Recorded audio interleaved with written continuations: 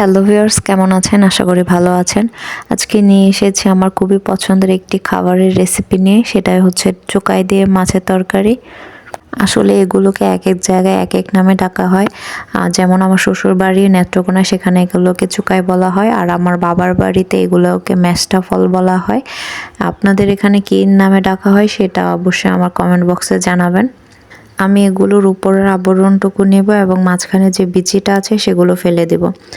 আমি আজকে আমার মা জেঠিরা যেভাবে রান্না করতো ঠিক সেভাবেই রান্না করব। আমাদের এখানে এভাবেই রান্না করা হয়, বিচিটা নেওয়া হয় না, বিচিটা ফেলে দেওয়া হয়। এগুলোর মাঝে কিন্তু প্রচুর টক আছে, যদি বেশি করে নিয়ে ফেলেন তাহলে কিন্তু টকের জন্য খাওয়া যাবে না। আমি এখানে অর্ধেক পরিমাণ নিয়েছি আজকে রান্না করব বলে। প্রথমে আমি একটা ফ্রাই প্যান বসিয়ে নিয়েছি এবং খুবই অল্প পরিমাণে তেল দিয়েছি, কারণ বেশি তেল হলে কিন্তু উপরে ভেসে থাকবে, এগুলোর সাথে তেলটা মিশে না। তেলের মাঝে আমি সামান্য পরিমাণে গোটা জিরা দিয়ে দিয়েছি। জিরাগুলো ভাজা হয়ে গেলে তারপর আমি এখানে চুকাই দিয়ে দেব। চুকাইগুলো দিয়ে দিয়েছি। চুকাইয়ের মাঝে এবার আমি মশলাগুলো দিয়ে দেব। মশলাগুলো হচ্ছে সামান্য পরিমাণে হলুদ দিতে হবে, কারণ চুকাইয়ের মাঝে যে লাল কালারটা আছে সেই কালারটা বের হবে আস্তে আস্তে। তারপর আমি 1 চামচ মরিচের গুঁড়া দিয়েছি। আপনারা যে যেরকম ঝাল খান সেরকম দেবেন। আসলে এই খাবারটা একটু ঝাল ঝাল হলে ভালো হয়।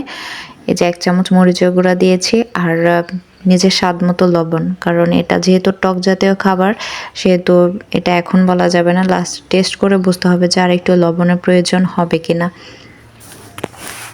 তারপর 1 মিনিট নাড়াচাড়া করে মশলাগুলো মিশিয়ে আমি এখানে জল দিয়ে দেব। আসলে অনেকে আছে এটা একটু মাখো মাখো করে খায়, অনেকে আবার একটু পাতলা ঝোলের মতো করে খায়।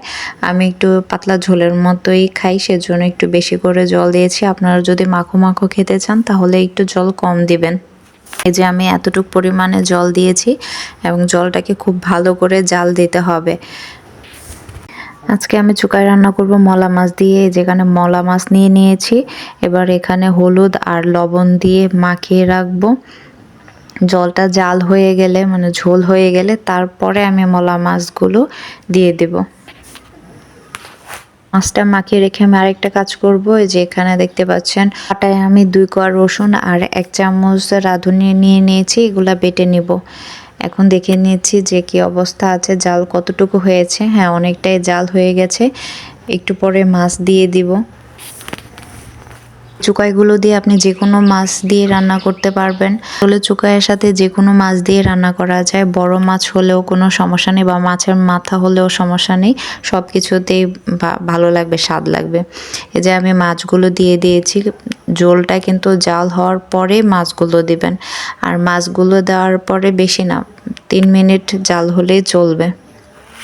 সবারই খুবই একটা প্রিয় খাবার থাকে, যখন মুখে রুচি থাকে না, কিছুই খেতে ভালো লাগে না, তখন সেই প্রিয় খাবারটা দিয়ে খাওয়া যায়।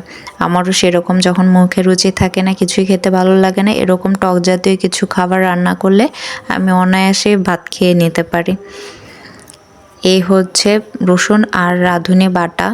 এটা আমি একদম সবার শেষে দিয়ে দেব। যখন একদম হয়ে যাবে তরকারিটা, তার 1 মিনিট আগে দিব। এই মশলাটা দিয়ে জাস্ট 1 মিনিট জাল করে নিব। তরকারিতে যেহেতু ঝোলের পরিমাণ বেশি, তার অবশ্যই ভালো করে জাল করে নিতে হবে, নয়তো কিন্তু পানসে পানসে লাগবে। এবার আমি বাটা মশলাটা দিয়ে দিচ্ছি। বাটা মশলাটা দিয়ে জাস্ট 1 মিনিট আমি জাল করে নেব। রসুন আর রাঁধুনি বাটাটা দেওয়ার পরে খুবই সুন্দর একটা গন্ধ ছড়িয়েছে। দেখে প্লাস গন্ধে জিভে জল চলে আসছে, কখন খাবো। আমার চুকাই দিয়ে মাছের তরকারি প্রায় হয়ে এসেছে। এবার আমি এটাকে নামিয়ে নেব। নামিয়ে নিয়েছি। দেখতে পাচ্ছেন কি সুন্দর একটা কালার এসেছে একদম শেষ পর্যায়ে। আপনারা প্রত্যেকে এই খাবারটা একবার ট্রাই করে দেখবেন, আশা করি খুবই ভালো লাগবে, বিশেষ করে মহিলাদের, কারণ মহিলাদের টক জাতীয় খাবার একটু বেশিই ভালো লাগে। আজকের মতো বিদায় নিচ্ছি। সবাই ভালো থাকবেন, সুস্থ থাকবেন। ধন্যবাদ।